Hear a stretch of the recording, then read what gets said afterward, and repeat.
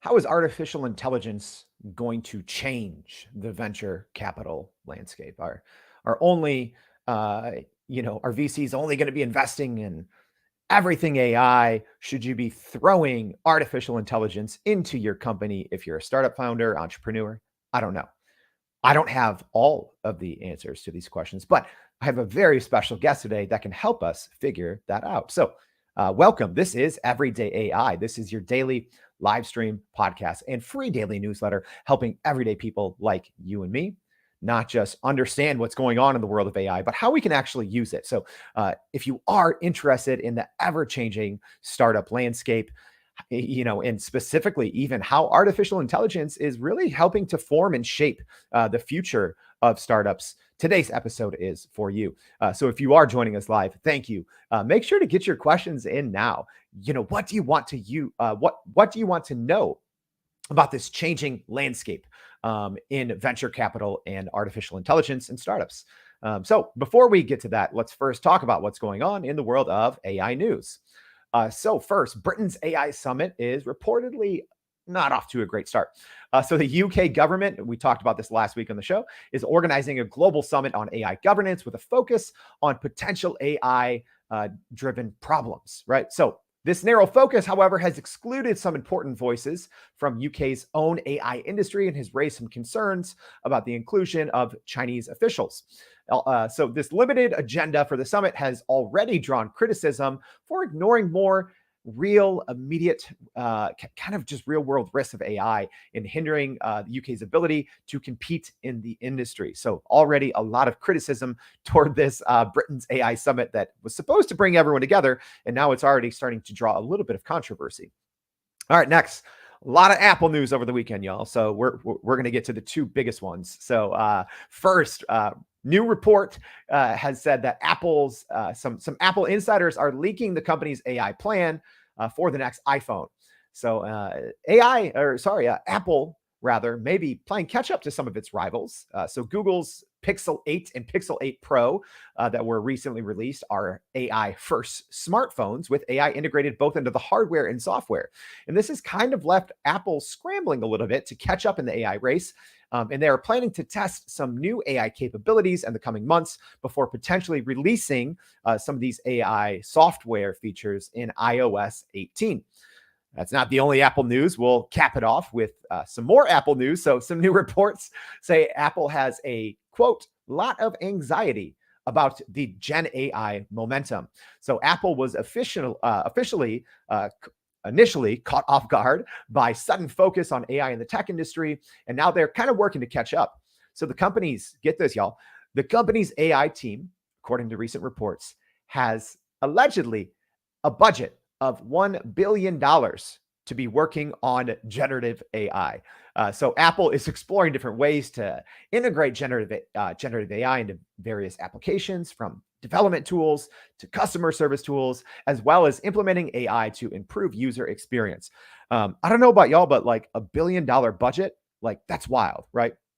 All right, but let's get back to why you joined us today. You probably are here to hear and to talk about artificial intelligence in the VC world and kind of the ever-changing landscape. So with that, please help me welcome to the show.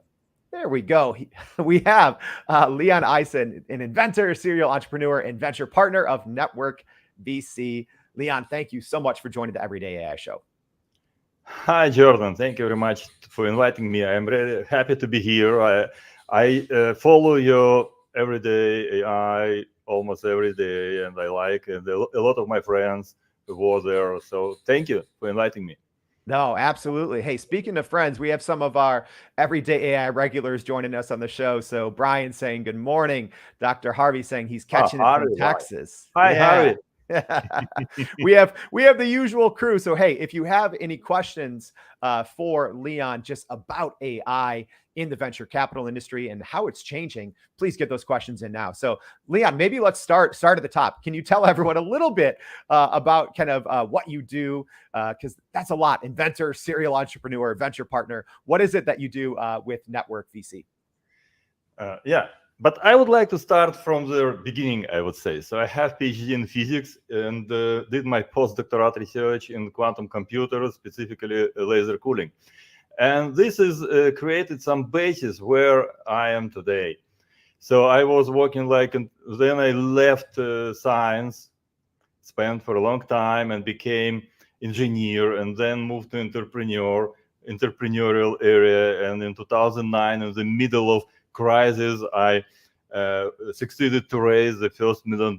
People laughed on me, so I was almost in a level of bankruptcy, but it was very difficult as I burned my boats and finally succeeded and invented the world first FDA cleared pulse oximetry monitor at wrist long before everybody else just got into this market. Today, people use my device like a predicate. It's successful in the market. And for 10 years, I was managing Occitan Medical, like CEO. I was founder of this company and get this company to somehow success. And so I learned a lot through my experience for a long time, and somehow all planets aligned in one. I think I should get into investment area because I didn't touch it yet.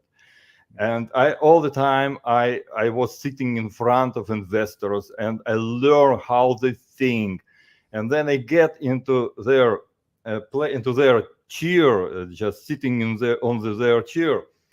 Now I understand how wrong I was. Then I raised a lot of millions, but actually all the time today I understand how I was wrong with my approach to how investors really think. And now I understand this. And now I teach a lot of startups. I'm not only investing, I'm teaching. I'm mentor of Founder Institute. I'm mentor of many accelerators. And really, the main problem that entrepreneurs, they're not ready to raise money. I didn't see any entrepreneur ready to raise money. 99% of entrepreneurs cannot give you elevator pitch for 30 or even 60 seconds. And somehow they rise. And this is very interesting stuff. So, Leon, you obviously have an impressive a background from all different angles, in venture capital, entrepreneurship, and even the kind of being an inventor yourself. But let's just first kind of get a general understanding. So when we're talking about AI, I'd love to get your kind of vantage point of this, because you do have a background that's more seasoned than most and more well-rounded than a lot of people that we talk to. But when we talk about a general understanding of artificial intelligence, what are your thoughts on that? And do you think it's something that's going to eventually bring us together, or could AI be something that could kind of fracture us, and also with different startups in the industry as well? Yeah, very interesting question. Thank you very much. First of all, we have to understand what is it AI. I know it's interesting to tell you AI, everyday AI, to talk about what is it AI. But I want to share my understanding. So as you know, IBM 50 years ago defined AI like software that mimics decision making and problem solving by the human mind. I consider AI like some kind of mirror of the human mind. Mirror, so way how we understand ourselves, because we are like a world of humanity are totally unconscious. And how to bring us to consciousness? That's why we have wars. That's why we have injustice. That's why we are in a position where we are today in our world. And my view that AI should help us to understand ourselves and bring to some conscious level, to awareness about who we are and what we are going to do to continue to thrive like humanity, like civilization. And this is my main mission when I'm investing in AI.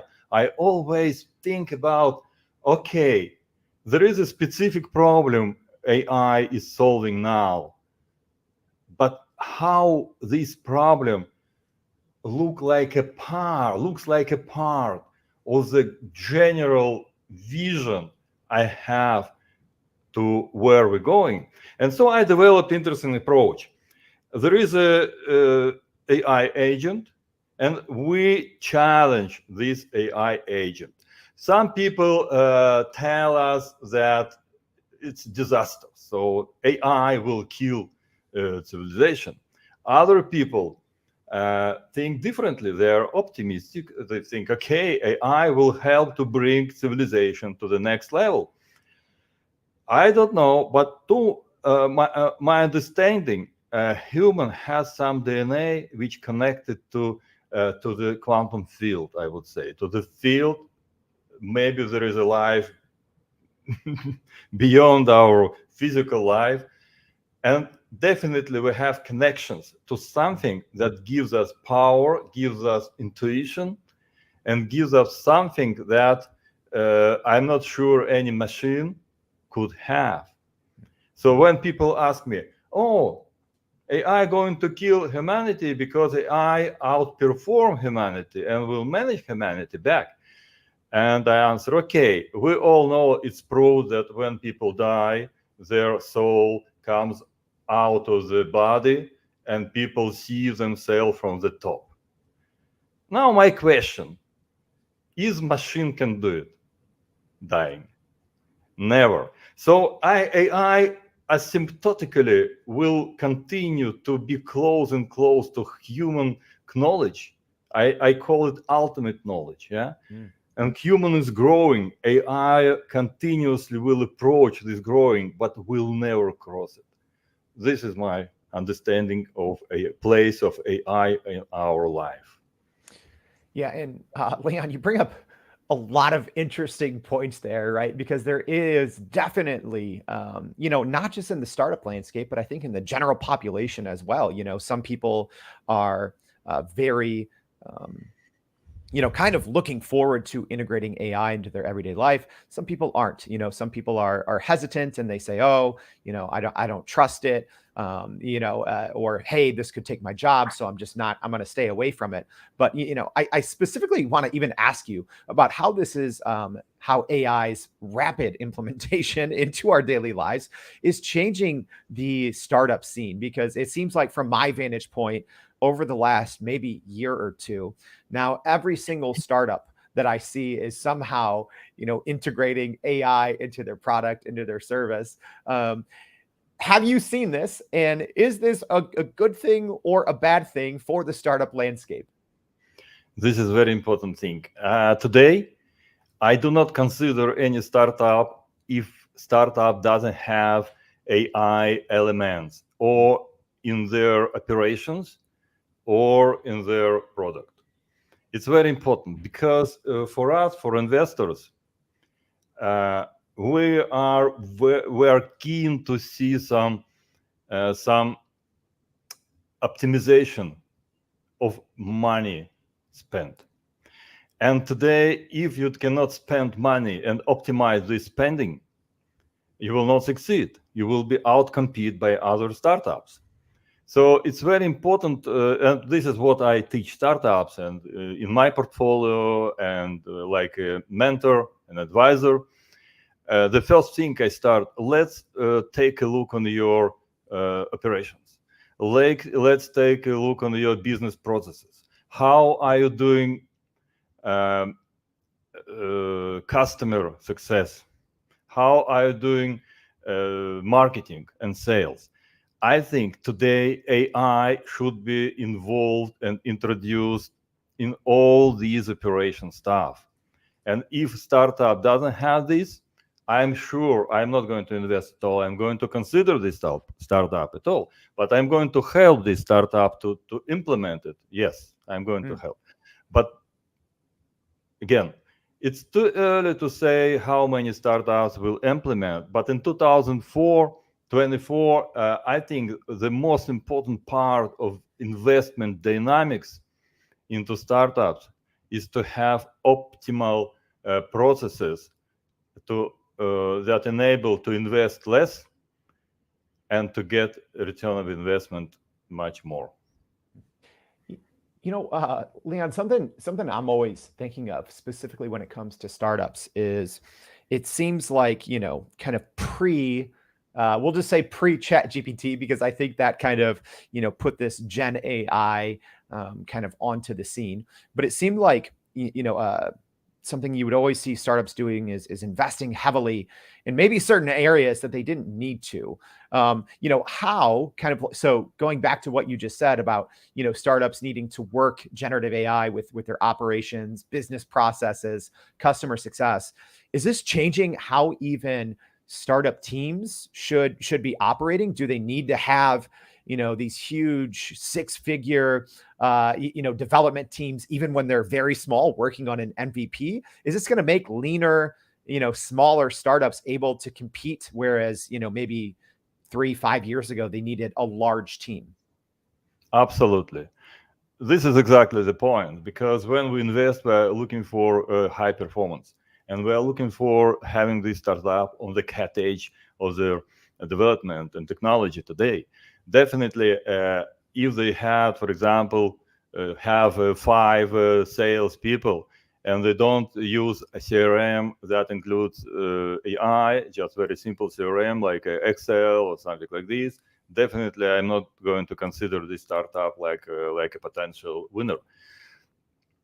The problem is that it's not market is not ready. Not a lot of HR in AI space, so it's quite difficult to hire people who understand this. But also my approach, I hire in my companies, I usually hire junior people. I never hire high-level professionals. Okay, I can like advisor, right? Like advisor, very good. So my approach, and this is what I ask startups to do. So you should have some junior that has a fresh mind and could learn everything from the beginning without some garbage that this guy bring by himself by the age of 50. I know it by myself. It's a lot of garbage that really disturbs, and you have to remove this garbage. Not everybody can do it. So you have to have the fresh mind, and then you have to advise to hire advisor, very professional, very senior guy who can help this young guy to grow. So kill 2 rabbits. First, company will thrive in this case, and second, this guy, young guy, has a huge opportunity to learn quickly and to grow in his career. I love this. Yeah, I mean, what? Literally, as I say, I love this. Tanya just said, I love this. Someone who is a visionary, he can spot potential. Absolutely. So thank you. If you are joining us, please get your questions in. Dr. Harvey Castor saying, great discussion. I'm working on my startup in AI and healthcare. But a question for you here, Leon. So someone asking, maybe what AI tools are even VCs using these days? So I love that. So we're talking about, how AI is changing things for startups, but what about for VCs? Is it changing? Are these AI tools changing how you operate, and what tools are even VCs using that are kind of AI tools? Absolutely. Today, many VCs using AI tools, and a lot of startups developing due diligence AI tools for VCs. I know I just got recently some pitch deck of very interesting startup, which enables VC to make due diligence for a couple of hours instead of couple of weeks. So it's amazing opportunity for VC to have the right decisions, because usually VC decide on combination of emotional and analytical stuff, and AI doesn't have emotional stuff. For example, in network VC, we put specific plan on investment. So we try to eliminate emotional investment. We invest in company having some numbers and figures already done, like $1 million or $2 million revenue, high growth, some very top 40 venture capital invested before. This just eliminate some emotional stuff. But again, just a couple of days ago, I had very interesting conversation with interesting accelerator and venture fund. It's MedStart. I like this guy. I like their approach, and they use a very sophisticated algorithm for startups due diligence. As we look forward, so if maybe a startup founder is hearing this and they're saying, oh, maybe we're not using AI in all of these places that we should. Maybe we are still, wasting, some of our valuable time and resources by not being efficient with generative AI. Leon, maybe what are, a piece of advice or two that you might have for people working in startups on if they are kind of struggling to get the most out of Gen AI, how can they do so? First of all, people working in startup do not have struggle with using AI. If they struggle with using AI, they don't have to work in startup. So startup is a very important filter of people who can and who cannot, enable or not. So piece of advice or hire mentor. This is very important. Today, for example, recently I was a judge in one competition, and it was a clear gap between startup founder who has mentor and startup founder, I call them asshole, who think they know everything, they don't need anybody to help them. Then they come to me back and say, okay, I'm out of money now, what I have to do? I said, okay, you should come to me a year ago. Why didn't? So this is very important. Startup founder should understand if he struggle with something, not about AI exactly, with something, with, I don't know, personal issues, with money issues, with management issues, with everything, with culture. It's very important to build appropriate culture. I have a specific course about how to build a culture. And based on quantum business thinking, this is my methodology I developed specifically for startup growth. I invite people to my website, Eisen, learneisen.com. So you will learn very interesting, unusual things there. So I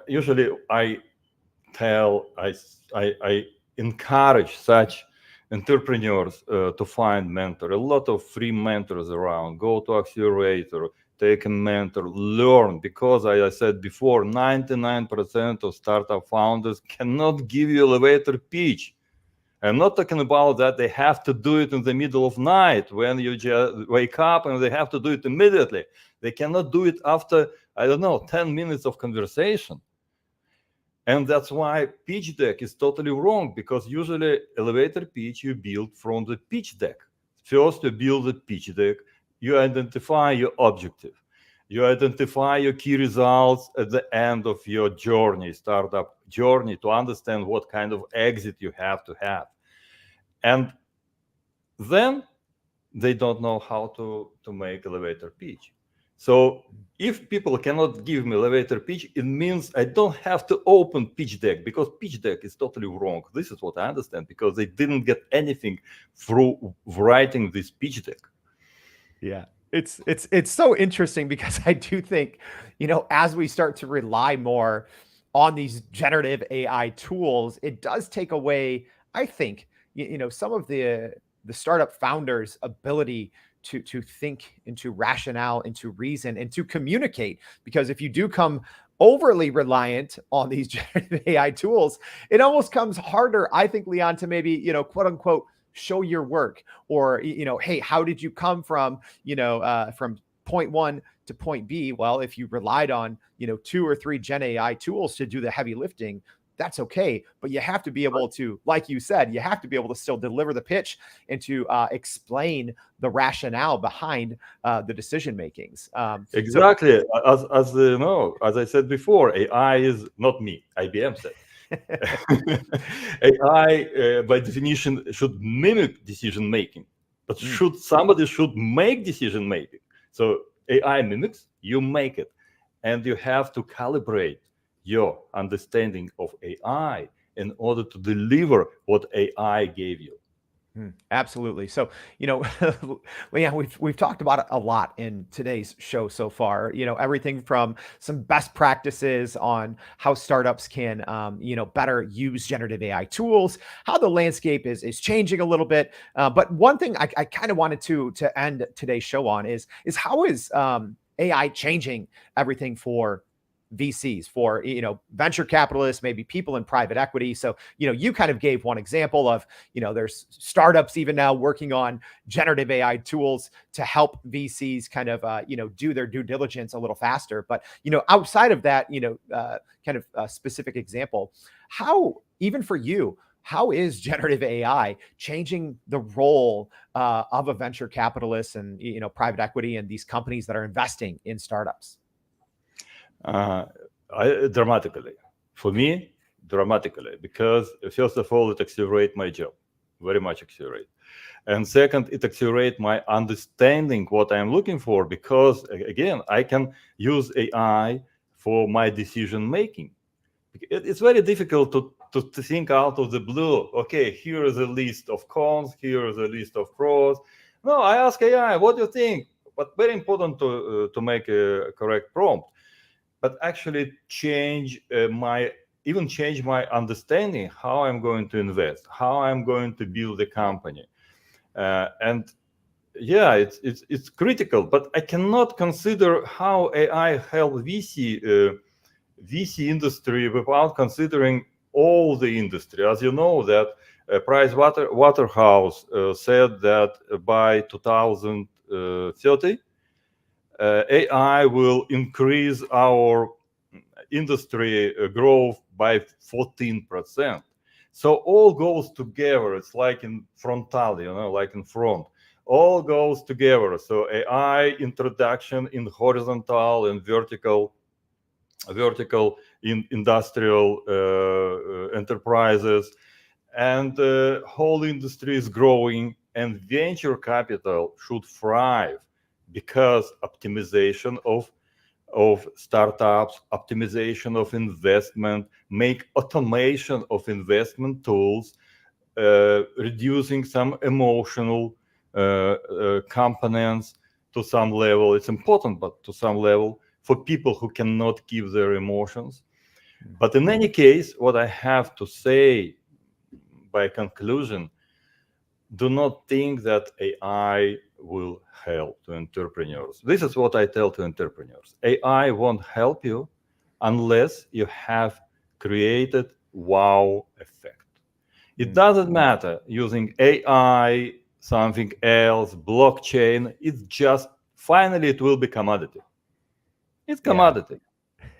And it's just tool. You, like a human being, you should craft wow effect to success in your business. So much great advice, Leon. So thank you. Like I said, we covered so many things on this. Thank you so much for coming on the Everyday AI Show and just sharing about kind of AI's impact in venture capital. We appreciate your time. Thank you, Jordan. It was a great conversation. Thank you. Oh, agree. And hey, there was a lot, Leon mentioned, his website. So make sure you also go to youreverydayai.com, sign up for the free daily newsletter there, because we're going to be recapping not just everything that Leon talked about, but there's going to be a lot more. So sharing some different insights and really helping you all unpack this extremely valuable conversation. So thank you for joining, and we hope to see you back for another episode of Everyday AI. Thanks, y'all.